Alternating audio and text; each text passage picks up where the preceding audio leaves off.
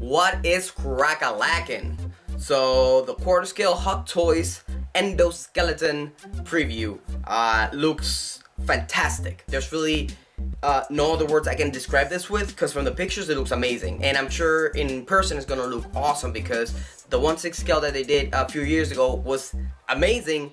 So this is only gonna be that better and bigger. So that's it, you know. It looks impressive. The base looks great, and it comes with the two guns, the two laser guns. I forgot the actual name. So you can replicate that first scene of the movie. So yeah, it looks pretty awesome. Looks like it has some great articulation. I'm sure nobody's gonna post it that way, but you never know. But yeah, definitely good. Looking forward to seeing this in person, and really pumped with the chrome job. I hope the production comes out just like this and just blows everybody's minds up. Boom. Okay, just saying that. Are you pumped? Are you gonna get this? What's crack-a-lackin'? What's in your brain, son? Thank you for watching, guys. I'll see you later. Peace.